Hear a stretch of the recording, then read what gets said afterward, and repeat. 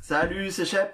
Salut, c'est Ryzen. Bienvenue dans cette nouvelle Arkham JCE TV, 6e et dernier épisode de la review des cartes joueurs des Dévoreurs de rêves, 5e boîte de luxe pour Horror Arkham, le jeu de cartes évolutif. Mais ça, vous le savez, parce que sinon, vous ne seriez pas là, n'est-ce pas? Il y en a peut-être un qui s'est perdu, on sait pas. Ah ouais, on sait pas, ouais. Donc abonne-toi, toi. T'es perdu. Alors, on va commencer par la review des cartes neutres. Ouais. Voilà. Voilà, ça c'est fait. Il n'y a pas de carte neutre dans ce paquet. Voilà, salut, au revoir. Mais bon, il y a quand même des faiblesses. Et on va passer en revue les faiblesses. Hein. Ce sont des cartes joueurs. Hein, donc, Oui. Vas-y. Alors, on va commencer par égocentrique. Pourquoi est-ce que tu me dis vas-y sur la carte égocentrique? C'est juste que t'étais prêt, voilà. Je ne cherche pas forcément à faire passer de message. Bah ouais, mais c'est parce que je suis extrêmement doué pour lire les cartes, voilà. Alors, égocentrique, c'est une faiblesse de base, donc qui a le trait défaut, et qui est jouable uniquement en multijoueur. Alors, non, je ne vais pas râler parce que c'est jouable uniquement en multijoueur. Hein. Ça m'arrange. Enfin, ouais, bon, soit. Révélation.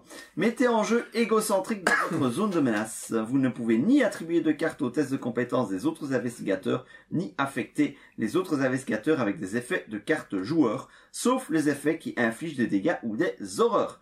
2 actions pour défausser égocentrique. Franchement, c'est pas très méchant. Ah non, c'est pas la saloperie du siècle. Hein. Ça... Franchement, avec certains investigateurs, t'as ça, tu te sens mais balance, mais d'une Par force. contre, si tu joues soutien, ah, si tu joues Mintipan, évidemment, ça va pas aimer. Elle a déjà le roi en jaune, si en plus elle doit se taper ça devient compliqué. Tiens, une question qu'on m'a posée. Les 2 actions pour défausser égocentrique, est-ce que quelqu'un d'autre peut le faire pour toi? Non. C'est des actions que tu dois jouer toi-même. Eh bien, ce n'est pas ce qui est ressorti de la discussion que j'ai eue. Mais donc c'est un point que j'aimerais qu'on clarifie peut-être dans les commentaires. Ah non, c'est totalement pas possible. Cette carte est mise en jeu dans ta zone de menace. Les autres joueurs ne peuvent pas dépenser de ressources pour des effets de cartes qui sont dans ta zone de menace. C'est totalement pas possible. Tu es catégorique. Je suis catégorique. Il n'y a pas de faille de règle qui peut te permettre d'aller dépenser des actions pour le copain. Sinon, si tu vas par là, oh je vais dépenser une action pour jouer ta machette. Ah non, parce que c'est pas une... Ah bah oui, pour jouer l'action de la machette qui est attaquée. Oui, donc tout à fait. Non, donc c'est pas possible. Donc voilà, Lyon, si tu nous regardes. Alors, la suivante. Ouais, moi je vais la lire. Allez, vas-y. Kleptomanie. Mon téléphone a disparu. Mais comment fait-il? Alors par contre, c'est embêtant, ça ne veut pas s'afficher cette truc. C'est aussi une carte multijoueur uniquement. Voilà, kleptomanie. Donc mettez en jeu kleptomanie dans votre zone de menace. Zone de jeu. Dans zone de jeu, pardon. Action, prenez le contrôle d'un soutien objet ou de 2 ressources d'un autre investigateur dans votre lieu. C'est une action. J'ai pas dit action? Je sais plus. C'est pour ça que je le... Ensuite, mélangez kleptomanie dans votre deck. Forcez, à la fin de votre tour, subissez une horreur. C'est rigolo. Alors, c'est rigolo. Mais c'est très sale. Pour l'avoir eu, moi j'ai joué Tony Muldoon qui a 5 points de santé mentale, je crois. C'est très sale parce que ça ne part jamais en fait. Oui, ça a remélangé dans ton deck, donc tu subis ça constamment. Il y a un moment où tes copains ils sont bien gentils, mais à force de leur piquer leur machette, tu sais, ils vont leur loupe. Alors, j'ai un test contre un ennemi. Il a 5 de force. Je rajoute rien. Il est engagé avec toi. Ah, je rajoute rien. Je vais le taper. Ah, j'ai raté le test. Tu prends les dégâts. T'es mort. C'est quoi le rapport? Pour te tuer. Il te tue. En ratant le test contre tes ennemis engagés avec toi, il te tue. Pour te virer de la partie. Ah, ça peut être comique, ça. Mais c'est très pénible, en fait. Surtout dans la situation dans laquelle j'étais, c'est-à-dire un investigateur avec peu de points de vie. Les copains, ils avaient pas non plus 30 millions d'objets que je pouvais leur piquer, donc il y a un moment où ça devenait vraiment pénible. Du coup, la pipe est entrée dans mon build. Ouais. Bon, tu mets un Peter Sylvestre, hein, c'est réglé. Oui, si tu y as accès. Ouais, évidemment. Oh, c'est détail, ça. Détail, bien sûr. Allez, vas-y. Alors, troisième faiblesse de base de cette boîte, c'est la narcolepsie. Narcolepsie qui a le trait folie. Ok. Quoi? Folie, ben narcolepsie, folie, je sais pas, c'est bizarre. Ça ne correspond pas, mais je pense que dans leur catégorie de trucs, Il fallait qu'il fasse une folie. fallait que ce soit dans folie. Un petit brin de folie.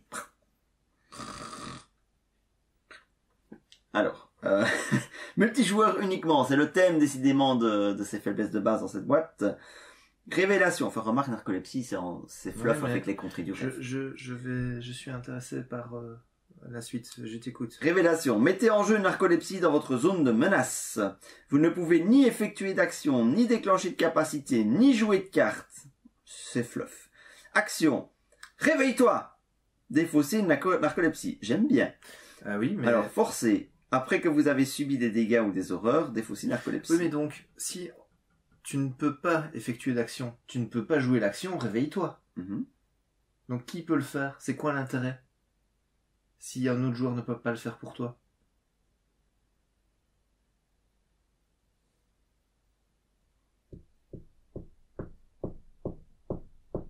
Quand vous voyez... bah écoute,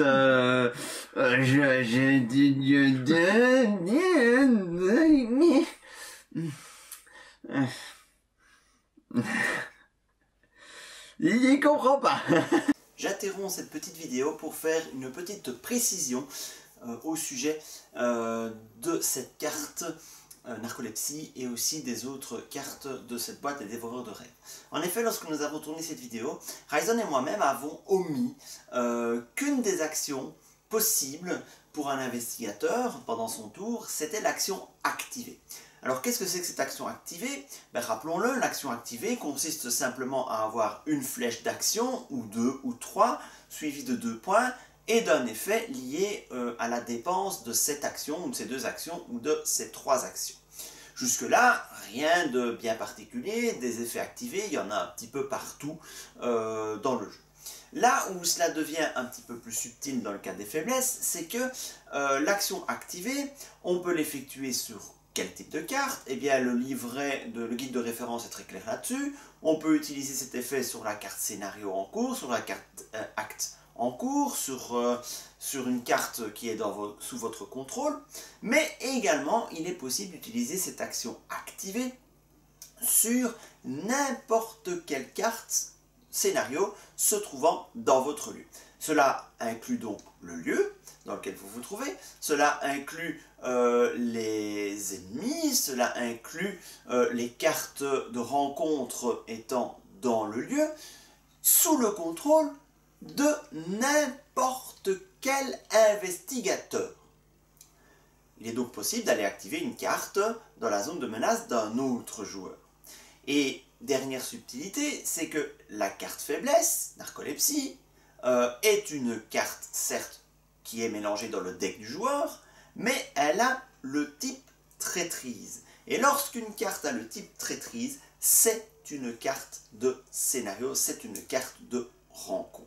Et à partir de ce moment-là, eh bien, vous pouvez aller activer une carte de rencontre dans la zone de jeu d'un autre joueur, dont vous pouvez activer narcolepsie, bien qu'elle soit dans la zone de jeu d'un autre joueur, parce que se situe dans la zone de menace de cet autre joueur, et non pas dans sa zone de contrôle. Donc, narcolepsie étant dans la zone de menace de l'autre joueur, cette carte étant une carte de rencontre parce qu'elle a le trait traîtrise, eh bien, l'autre joueur, n'importe quel joueur, peut activer cette action dans la zone de menace de n'importe quel autre joueur. Et donc, narcolepsie, kleptomanie et toutes les autres cartes des dévoreurs de rêves s'appliquent et peuvent être activées par un autre joueur dans le même lieu, bien évidemment. Voilà, c'était une petite précision qui permet d'expliquer le bug que Shep a eu dans cette vidéo. Oui, Shep, à la 3e personne, j'adore ça. Maintenant, la suite de la vidéo. Dans tous les cas, même si on ignore ça, ben oui, tu dois subir des dégâts. Ou alors un copain doit venir te secouer, quoi. Ouais. Subir des dégâts ou des horreurs, oui, ça peut être... En fait, si tu n'as pas la possibilité de te faire réveiller par quelqu'un d'autre, ça peut être extrêmement sale. Ah bah oui. Ça peut être vraiment extrêmement sale. Mm-hmm. Parce que ça peut te faire perdre 2, 3 tours si t'as pas de bol. Oui, si t'as... Si t'as l'autre bout de la carte, le temps que tes copains reviennent, ça peut être très sale. Alors, le dernier, et ça, votre pire cauchemar. Alors, il se trouve que j'ai joué une partie, Aleph si tu nous regardes, où le combattant du groupe avait ça. Ah, tu vois? Ouais. Alors on va lire la carte, hein. Donc c'est multijoueur uniquement, c'est un monstre qui a 2 en force, 3 points de vie, 2 en agilité, enfin c'est sa valeur d'évasion du coup. Il est chasseur, proie détenteur uniquement. Le détenteur de votre pire cauchemar ne peut ni l'attaquer, ni lui infliger des dégâts, ni le vaincre. Et c'est 2 horreurs. Bam! C'est 2 horreurs, donc c'est pas un petit truc, hein. Et donc, j'étais dans une partie, j'avais une solution d'attaque, hein, mais j'étais quand même un chercheur avec un fusil, quoi. Enfin, voilà. Et il a fallu que je me tape ce truc-là. C'était vraiment très compliqué. Il a fallu, du coup, aller chez le détenteur. Heureusement, le détenteur, c'était un Luke Robinson qui a pu se téléporter loin de l'ennemi, mais bon. C'est très très sale, quoi. Ouais, ça peut être très très sale. Si vous n'êtes pas le combattant du groupe, ma foi, c'est moins grave. Oui, j'aime bien le concept. Mais en tout cas, c'est une carte de nouveau où les copains doivent venir le taper parce que c'est quand même 2 horaires à la fois. Et ça, 2 horaires à la fois, ça fait mal. Donc finalement, c'est très c'est orienté multi. C'est pas complètement. C'est pas très orienté. Non, multi. c'est orienté multi. C'est du multijoueur pur, quoi. Du pur multijoueur. C'est des faiblesses multijoueurs. Donc les joueurs solo n'ont pas de nouvelles faiblesses à se mettre sous la dent dans cette boîte. Mais voilà, c'est pas mal en fait finalement. Hein. C'est pas mal de devoir penser à ça. Et donc, mais et du coup, quelque part, est-ce que la boîte, on va passer sur le bilan global maintenant, est-ce que la boîte dans son ensemble n'est pas plus orientée multi que solo? Ah, clairement. Ouais, clairement, je pense. Parce que t'as quand même plein de choses à faire en solo. Oui, t'as plein de choses à faire en solo, c'est vrai. Mais quand tu vois une carte comme Vœu solennel, clairement orienté multi. C'est vrai. Le portail de Luke Robinson, enfin la carte mystique, pardon, portail qui est plus efficace en multi. Oui. Donc il y a quand même des cartes qui sont quand même plus orientées multi. Pas toutes, hein, mais qui sont plus efficaces en multi. Mais à part le vœu solennel, tout le reste est utilisable en solo, pas forcément optimal, mais oui, bien sûr. Oui, voilà, tout est utilisable, hein, mais là, je crois qu'ils ont vraiment voulu faire quelque chose d'un petit peu plus orienté multi. Peut-être. Les myriades, il y a peut-être des synergies qui passent mieux en multi, notamment sur le collier de la reine. Tu peux évader un ennemi à distance, donc tu peux sauver un copain à distance. C'est ça. Ouais. Voilà. Cependant, si vous êtes joueur solo, c'est pas pour ça que je vous déconseille d'acheter la boîte. Non, bien sûr que non. Bien sûr que non. Parce qu'il y a quand même il y a des investigateurs qui sont super forts. En fait, quasiment tous peuvent se jouer en solo, non? Oui. Tony Muldoon. Tommy Muldoon, il n'y a pas de problème. Tony Morgan. Si tu le mets avec en secondaire chercheur, non, pas de souci. Voilà, ça devient solo. Sans problème. Luke Robinson, c'est un mystique, donc il n'y a pas de problème. Ouais. Patrick Sartaway, c'est une survivante, il n'y a pas de problème. Il n'y a pas de problème. Même Mandy Thompson, si tu la biclasses survivant, tu peux avoir T'as accès à des solutions. T'as des solutions. Ouais. Et sinon, tu peux la biclasser mystique, avoir quelques sorts. Ouais. Voilà, donc, je veux dire, tout est... oui, le gardien, on en a parlé. Donc, tous les investigateurs sont vraiment jouables en solo. Sont jouables en solo. Alors, avec plus ou moins de difficultés. Oui, bien sûr. Hein, ouais. Il y en a des plus efficaces que d'autres, ça, voilà. Moi, une chose qui m'interroge sur cette boîte, c'est quand même qu'on a des investigateurs qui sont quand même forts. Oui. Pour les avoir testés, on en a testé 4 en tout. Oui, et le seul que je n'ai pas testé, quand nous n'avons pas testé globalement, c'est... Ah, tu as joué Patrice du coup? Non, je l'ai pas joué, mais je l'ai vu tourner. Moi aussi, je l'ai vu tourner. Donc, Luc, je ne l'ai pas vu tourner. Moi, c'est fort. J'ai vu tourner Luc, hein. Il est bien. Ah oui. Et donc, du coup, la question que je me pose, c'est le power creeping. Et les scénarios vont sans doute suivre dans cette voie de difficulté. Donc, voilà, c'est enthousiasmant d'avoir des investigateurs extrêmement forts, ou en tout cas qui peuvent être chouette. très forts. Enfin, c'est toujours chouette de pouvoir faire des combos de malades. Maintenant, Mais maintenant, les investigateurs sont forts parce qu'il y a une mécanique particulière aussi. C'est des investigateurs un peu trucoïdes. C'est pas juste une Akashi qui a 5 de volonté et puis t'as tes sœurs et t'attaques et c'est fini, quoi. Ouais. T'as toute une construction de deck qui doit aller autour pour que ça soit fort. Ouais. Donc, t'as un build particulier à faire malgré tout. Ouais. Je sais pas si tu vois ce que je veux dire. Oui. C'est pas juste quelqu'un Oui, qui non, qui ce va sont tout des builds défoncer. quand même bien spécifiques. Voilà. C'est pas un build dans lequel tu allez, une machette, allez, regardez ce que j'ai trouvé à chanceux, allez, enfin, tu vois, on va mettre les attirés par la flamme, enfin, tu vois, les plus grands classiques qui ont prouvé leur efficacité dans des decks opti. Non, on est vraiment dans du build qui nécessite quand même de tourner autour de ces investigateurs. Donc c'est très très aussi typé, et le fait que ce soit aussi très centré sur leur signature va dans ce sens, plaide dans ce sens. Mais moi j'aime bien le fait que ce soit typé. Justement. Ah oui, mais moi aussi, j'aime bien ça. T'as vraiment l'impression de renouveler le plaisir du jeu, oui, d'avoir en ayant une autre façon de jouer. une mécanique sympa. Voilà.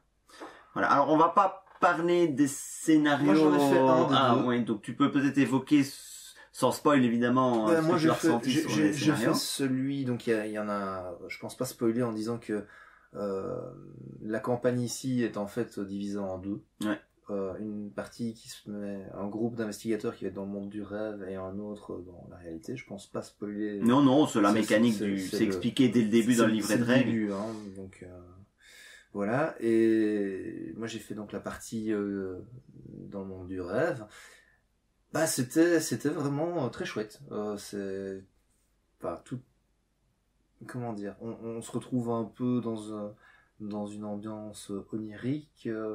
Il y a des lieux qui se mettent en jeu au fur et à mesure. Il y a des choses très oniriques quelque part qui se mettent en place. Donc on est vraiment dans l'ambiance. Il y a aussi au niveau mécanique le mot-clé nuée qu'on n'a pas expliqué. Ouais, enfin, c'est on a nouveau, peut-être expliqué au début. Bon, ma foi, c'est pas mal parce que ça compte comme un ennemi tué. Du coup, pour la lame, donc tu sais, la lame sanglante qu'on n'arrête pas de bâcher un peu, et bien ça devient jouable quoi, avec ce principe de nuée.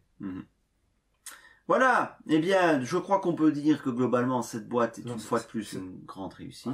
Oui, pour moi, je me demande hein, si dans les boîtes de luxe c'est pas celle qu'il vous faut quoi. Ouais, peut-être bien. En tout cas, le jeu continue de gagner en qualité. Ouais. Sortie après sortie, cycle après cycle, et on se demande, mais s'ils continuent sur cette voie-là, où vont-ils s'arrêter?